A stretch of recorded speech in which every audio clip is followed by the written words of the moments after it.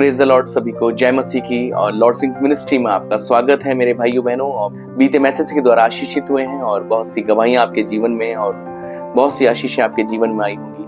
और मेरे भाइयों बहनों, जैसा कि हम जानते हैं कि हम अंत के दिनों में चल रहे हैं और बहुत जरूरी है कि हमें कैसे प्रभु के साथ विश्वास योग्यता में चलना है। आप जानते हैं, आपने सुना होगा कि जो एलिया नबी थे उनके साथ उनका एक दास था जिसका नाम एलीशा था।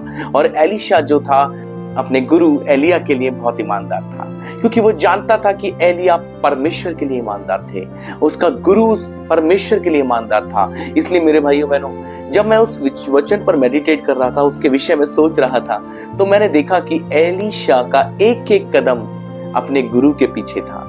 वो सेम उसी अभिषेक में काम किया करता था जो उसके गुरु के ऊपर था।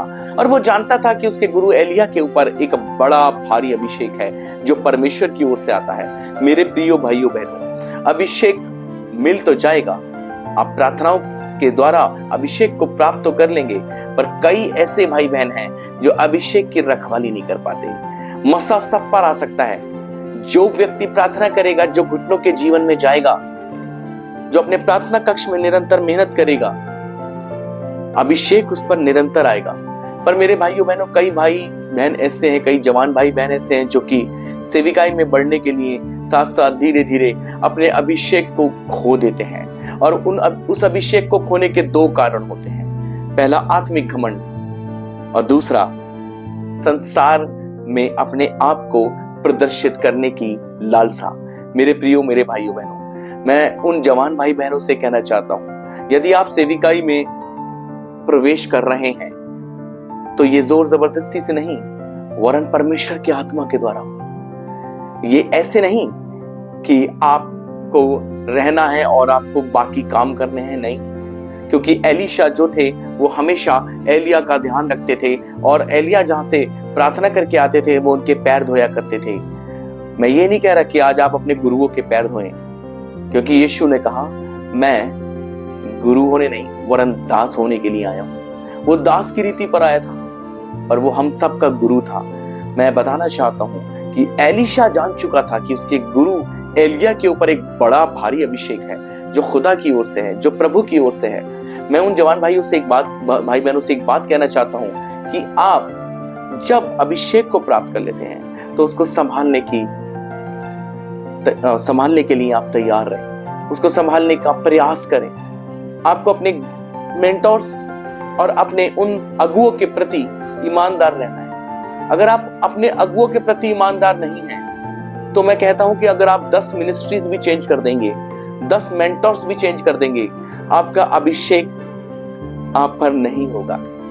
क्योंकि एलीशा जानता था, वो एलिया के पीछे चलता रहा। और जब एलिया को परमेश्वर गिलगाल से लेकर चला और गिलगाल से वो बेतेल पहुंचे, बेतेल से फिर वो यरीहो की ओर पहुंचे और यरीहो से वो यरदन की ओर पहुंचे, तो मेरे भाइयों बहनों, इस यात्रा में एलीशा एलिया के पीछे पीछे था और एलिया बार बार कह रहा था, तू मेरे पीछे क्यों आ रहा है?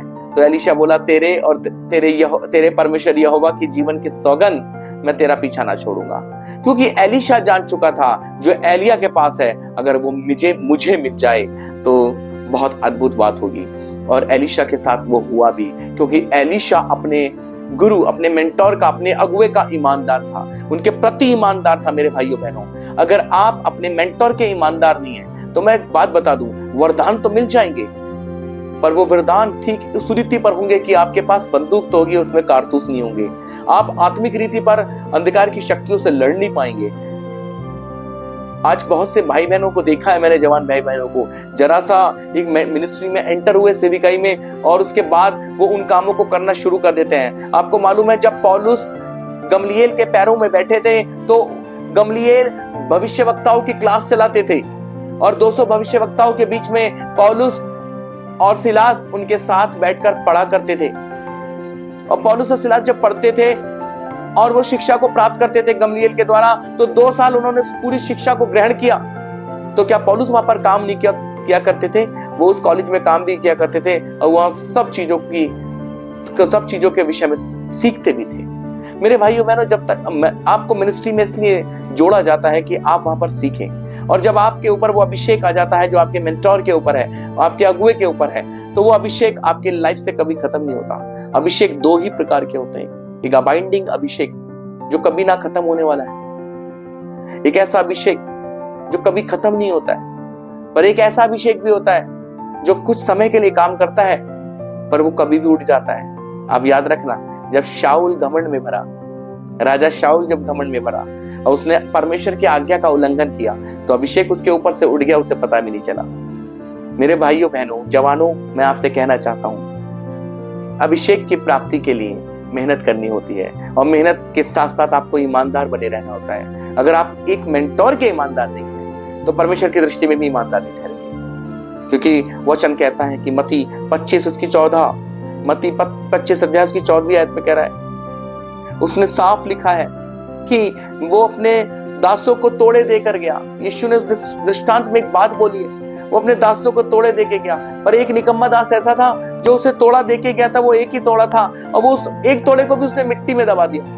अगर आप उस मिट्टी में दबे हुए तोड़े को आप बाहर नहीं निकालेंगे और उस तोड़े का इस्तेमाल नहीं करेंगे तो मेरे भाइयों बहनों मैं कहना चाहता हूं, ना तो आपके ऊपर कभी अभिषेक होगा, ना आप कभी सेवकाई कर पाएंगे।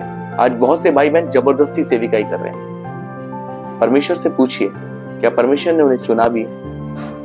आपको ये बहुत जानना बहुत जरूरी है। जवानों के लिए एक ऐसा चेतावनी भरा संदेश है, क्योंकि रैप्चर का टाइम निकट है। मैं फिर कह रहा हूं, यीशु मसीह का आगमन निकट है। अगर आप यीशु मसीह के करीब नहीं आएंगे और आप उसकी आज्ञाओं में नहीं बने रहेंगे, आप एक स्थान पर ठहरेंगे नहीं जैसे एलीशा ठहरा रहा। अगर आप ठहरेंगे नहीं तो आप उस अभिषेक को कभी प्राप्त नहीं कर पाएंगे जो परमेश्वर देना चाहता है। याद रखिए, वो अभिषेक एलीशा के ऊपर एलिया के द्वारा नहीं वरन परमेश्वर के द्वारा उसके ऊपर आया था। एलिया का अभिषेक परमेश्वर की मर्जी के द्वारा एलीशा के ऊपर आया था, क्योंकि परमेश्वर जितना एलिया से प्रसन्न था उतना एलीशा से भी प्रसन्न था। जरूरी है हर एक बात का ध्यान रखिए। जवान भाई बहन स्पेशली आप जिस मिनिस्ट्री में भी हैं, जिस सेविकाई के साथ भी जुड़े हुए हैं, आपको सीखना है और तब प्रभु में आगे बढ़ना है जैसा पौलुस भी बढ़े। प्रभु आप सबको इस वचन के द्वारा आशीषित करे और विश्वास करता हूं इस वचन को सुनने के बाद आप लोगों ने बहुत कुछ सीखा होगा।